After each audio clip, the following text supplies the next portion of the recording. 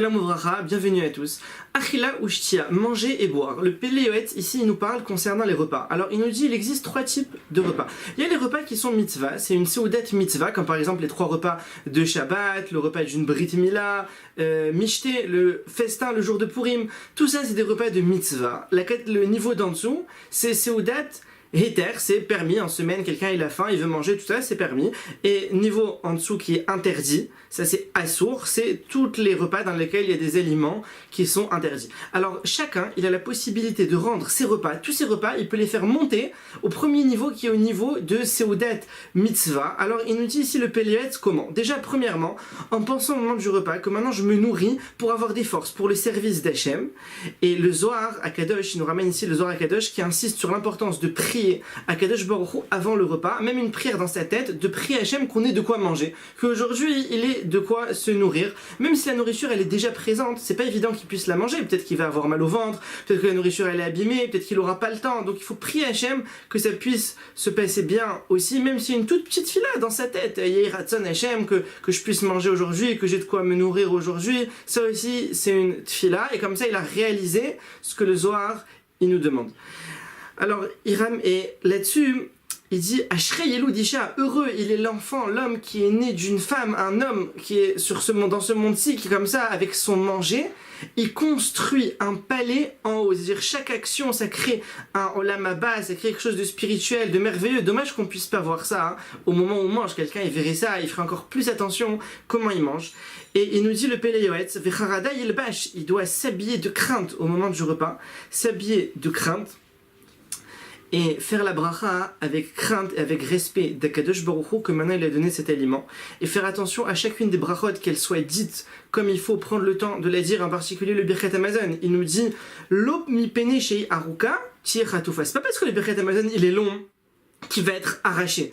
Il est long, mais il faut le faire mot à mot, il faut le faire comme il faut.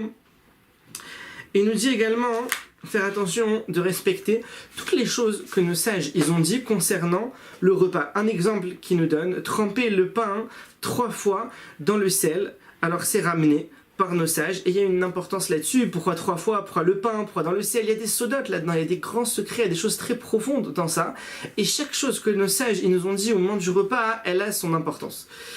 Aussi, faire attention au moment du repas à être assis de manière honorable, de manière convenable, et là-dessus il nous ramène une très belle histoire avec Rabbi Israël Nadjar, qui était à l'époque de Rabbeinu Ahari, il y a à peu près 500 ans en arrière. Alors Rabbi Israël Nadjar, c'était un très très grand tzaddik qui irait Hachem, avec la crainte d'Hachem, et à tel point que lorsqu'il chantait à sa table, il était assis à sa table de manière honorable, comme il faut, et il chantait des très très beaux chants. Et les anges, ils venaient assister à ça. Les anges d'en haut, ils descendaient, ils venaient voir comme quelqu'un qui vient assister à la Simchat Ratan Vekala, il vient assister à un mariage. Ils venaient assister à sa table et à ses chants. Et voilà qu'un jour, il faisait très très chaud. Alors le Rav Nadjar, il a remonté un petit peu sa manche, il faisait très chaud. Et là, les anges, en voyant ça, il y a une voix céleste qui est sortie et qui a dit « Ne restez pas ici, c'est quelqu'un qui n'honore pas la table, il faut partir. » Et les anges sont tous partis. Et voilà que Rabbeinu Ahari, il assiste de très loin, il assiste à toute cette scène spirituelle étonnante, très grande. Il voit les anges qui partent. Alors il a été, et il a informé Rabbi Israël Nadjar, il lui a dit pourquoi les anges étaient partis à cause de ça. En entendant ça, Rabbi Nadjar, il était terrifié. Tout de suite il s'est repris, il a fait attention à son habit, il a descendu ses manches, il s'est remis à chanter, les anges sont revenus. Les anges sont revenus. Alors bon, c'est une histoire d'un très grand niveau sur ces 2 grandes tzaddikim, avec les anges, etc. Mais ça nous montre l'importance qu'il y a d'être assis de manière honorable à table, de faire honneur à la table, que la table, elle est en parallèle du misbéach. Comme la Gemara, elle nous dit, de nos jours, on n'a plus le misbéach. Alors, c'est quoi le misbéach? C'est la table.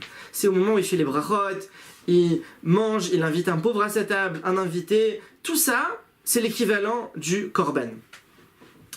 Alors, également, ne pas manger trop. Il nous donne ici quelque chose de très important, c'est de manger pour être rassasié. Pas besoin de manger énormément, il faut manger pour avoir des forces et pour être rassasié. Et Autre point, il est ramené dans Michelet. Vesamta sakin belorecha imbal nefesh ata. Tu mettras un couteau dans ta gorge si tu as une âme. C'est-à-dire, si tu as une âme, tu crains ton âme, tu veux faire attention à ta neshama, tu veux la protéger, il faut que tu mettes un couteau dans ta gorge. C'est-à-dire, il n'y a rien qui passe, il y a un couteau maintenant, il n'y a rien qui passe de pas cachère. C'est-à-dire une vérification totale de la cacheroute, de la viande, la shrita, qui est le shochet, comment ça a été fait, ce que chacun, comment il peut vérifier, les verres, tous les aliments dans lesquels il y a des problèmes de tolaïm, tout ça, faire attention, et c'est pas obligé, mais si quelqu'un il peut encore plus, alors, comme il ramène, l'ivroach me'asharim shel eter, s'enfuir sans porte de permis pour ne pas rentrer dans une porte d'interdit. C'est-à-dire des fois il y a des doutes, on ne sait pas, peut-être que bon écoute, c'est permis, et Karadine, c'est permis, là l'ara, c'est permis, mais il y a quand même des doutes sur tout ça. Alors celui qui veut plus, c'est pas obligé mais plus, qui fasse attention de ne pas prendre ça. Aussi, autre chose, il nous dit ici le Péléoët, faire attention de ne pas être exigeant vis-à-vis des gens de sa maison, de toutes les personnes qui le servent, qu'il a reçu un plat, on lui a mis un plat à table. Alors le plat, il est trop chaud, il est trop froid, il y a trop de sel, ça manque de ça, il y a trop d'huile, tout ça. Alors ne pas être exigeant. Le plat, il est comme il est. Ça sert à rien de crier sur celui qui a fait le plat. S'il peut réparer, s'il peut aller réchauffer le plat, qu'il aille le réchauffer. S'il peut rajouter du sel, qu'il rajoute. Mais si maintenant, il peut pas changer la situation. Le plat, il est très salé, c'est comme ça, et puis c'est tout. Alors, ça sert à rien de s'énerver. Il nous dit, ça sert à rien de s'énerver pour de la nourriture. C'est pas grave qu'il accepte comme c'est, qu'il trouve autre chose à manger, qu'il s'arrange, mais pas s'énerver pour de la nourriture. Et bien sûr, l'essentiel, les paroles de Torah à table. Toujours faire attention à ce qu'il y ait des paroles de Torah à table. Un pasouk, une Mishnah, une halacha. Et s'il est à table, il voit que personne ne dit. Alors si lui-même, il peut dire, qu'il dise. Et s'il peut pas dire parce qu'il peut pas trop parler ou il sait pas tout ça, alors qu'il se dise entre lui et lui-même, qu'il dise pour lui. Mais qu'il n'y ait pas un repas sans parole de Torah. Chaque repas avec une parole de Torah. Et le Zohar HaKadosh, il insiste beaucoup sur l'importance de se rappeler de la destruction du Beth Amikdash au moment du repas. À chaque repas, il faut se rappeler que nous, Baruch Hashem, la table, elle est pleine, on a de quoi manger, mais se rappeler que la table d'Hashem, que c'est le Mizbeach, le Beth Amikdash, il est vide. Et donc s'attrister sur la destruction du Beth Amikdash et être inquiet. Quand est-ce que le Beth Amikdash va être reconstruit? Ça, c'est dans son cœur. Au moment où il mange, il prend quelques secondes, il se dit, mais attends, le Beth Amikdash, il est pas là, il est détruit. Et il s'inquiète, quand est-ce qu'il va revenir? Qu'est-ce qui manque? Comment on va faire? Et ça, le Zohar, il nous dit, c'est un très très grand niveau, celui qui pense à ça, au moment où il mange.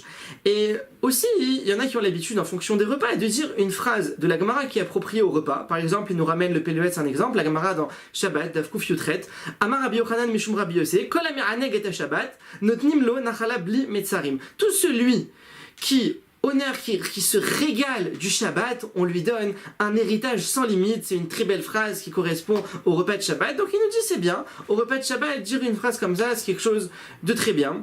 Et celui que Baruch Hashem, il a les moyens, alors c'est important, à chaque repas même, s'il peut donner une tzedaka, ou bien avoir un pauvre à la table, partager la nourriture, c'est important aussi. C'est bien si quelqu'un il s'est acheté à manger. S'il peut, qu'il achète aussi pour ceux qui sont autour. Ceux qui sont autour, ils vont pas le regarder manger et eux, ils mangent pas. Alors comme ça, il peut leur proposer, ça aussi c'est très bien, c'est une bonne mida, c'est mida de derech eretz, et c'est aussi tzedaka, il donne, il propose aux autres. Et bien sûr, les chants de Shabbat, à chaque repas de Shabbat, c'est forcé au moins 1, 2 chants, même plus, selon ce qu'il peut. C'est comme ça, ça donne l'honneur, ça donne de l'honneur à la table du Shabbat. Et bien sûr, ne pas oublier le Maïm HaCharonim. Il faut jamais oublier le Maïm HaCharonim. C'est très très important, Maïm HaCharonim, à tel point que Maïm HaCharonim, c'est même plus important que Maïm Rishonim, que le Netila qui précède le repas. Et donc même si quelqu'un il est en déplacement, il est au milieu de la route, tout ça, il faut qu'il s'efforce de faire Maïm HaCharonim. Et également sur le Birkat Hamazon, alors il nous dit de s'efforcer de faire le Birkat Hamazon à voix haute, hein, c'est comme ça la halacha, l'Echatrila a priori, le Birkat Hamazon il doit être fait à la voix qu'il entende à ses oreilles et non pas à voix basse. S'il a fait à voix basse, il est quitte, mais c'est Bediavad, c'est seulement a posteriori. Et le Zohar à Kadosh, il insiste énormément sur l'importance d'être joyeux au moment du Birkat Hamazon. Il nous dit au moment du Birkat, tu t'es réjoui, tu essayes de tous tes moyens, de toutes tes forces, comme tu peux, de faire le Birkat Hamazon avec joie. Et alors là, il fait descendre une très très grande abondance. Il fait descendre du Shefa, il a de la bracha. Et le Birkat Hamazon, il nous dit également, le Birkat Hamazon, on a là-bas 4 brachot. Et ces 4 brachot, elles sont en parallèle avec les 4 lettres du nom d'Hachem, Yud, et puis He, et puis Vav, et puis He, la première bracha par exemple du Birkat Hazan et Takol, par rapport à la lettre Yud, et ainsi de suite. Et il nous dit le Zohar, en faisant ça, il fait descendre de l'abondance, de la bracha sur les 4 mondes, Atzilut, Bria, Yetzira, et le 4e monde, Asiya, dans lequel on est, toute la bracha, elle passe et elle arrive jusqu'à chez nous. Et on va finir avec les paroles du Chinour, du Sefer HaChinour, qui nous dit dans la mitzvah à Tet Lamed 430, il nous ramène là-bas une tradition selon laquelle tout celui qui fait Birkat Hamazon, qui fait attention au Birkat Hamazon, avec concentration, tout ça, alors il y a une tradition qui a été transmise qu'il aura toujours à sa portée de quoi manger de manière honorable. Akadosh Baruch Hu lui enverra toujours sa parnassa de manière honorable. Les gens, ils cherchent très souvent des ségoulottes pour la parnassa. Voilà la meilleure ségoula, c'est le Birkat Hamazon qui est fait avec joie, comme nous dit le Zohar, et avec concentration, comme il nous ramène ici le Sefer HaChinour. Tevorechou mi Pia Elion, soyez bénis de la bouche d'Hachem, et à bientôt. Koy la nishmot halle,